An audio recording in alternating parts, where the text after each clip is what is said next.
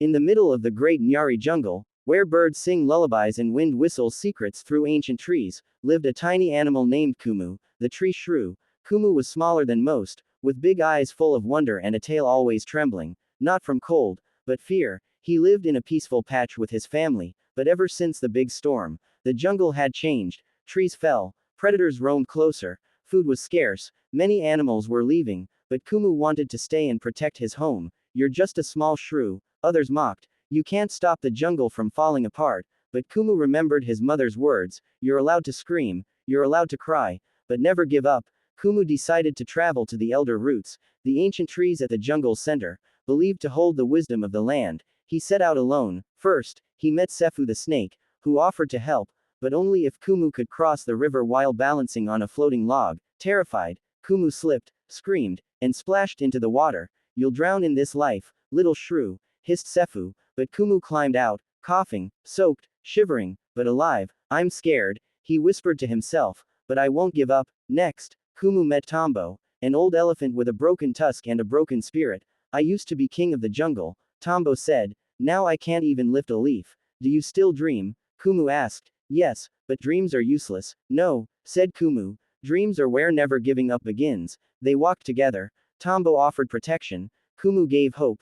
The next challenge was the Forest of Echoes, where lies and fear bounced back at anyone who entered. A parrot named Lulu lived there, once the most beautiful singer of the jungle. Now, she'd lost her voice and didn't believe in herself. Every time I try, all I hear is failure, Lulu said.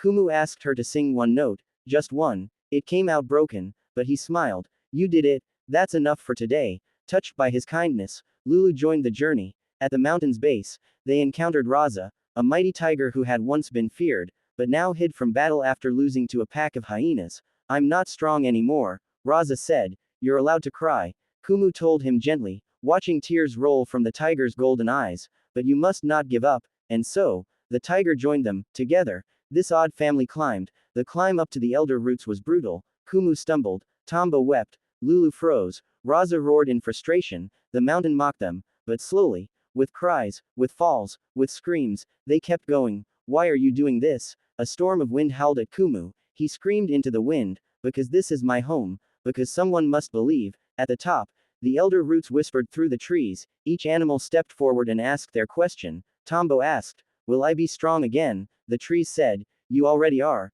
because you stood up. Lulu asked, will I sing again? The wind replied, you never stopped, you just forgot how to listen. Raza asked, will I ever be brave again? The roots hummed, bravery isn't about winning, it's about showing up even when you're scared. And Kumu, trembling, asked, will the jungle heal? Will we survive? The trees answered, only if small ones like you keep standing when others fall. They came down the mountain changed. Tombo rallied the old and young elephants. Lulu began to sing again, calming even the wildest storms. Raza roared proudly, standing guard over the jungle. And Kumu, tiny, trembling Kumu became a legend. Animals began to return, seeds were planted, rivers cleared, balance came back, not because one was the strongest, but because one dared to scream, dared to cry, but never gave up. Moral, big or small, broken or strong, what makes heroes is not perfection, it's persistence, it's heart. Have you ever felt like giving up? Which part of this story spoke to you the most? Kumu's courage, Lulu's lost voice, Tombo's strength, or Raza's tears? Tell us in the comments. Your voice matters. Don't forget to like, share, and follow for more jungle tale.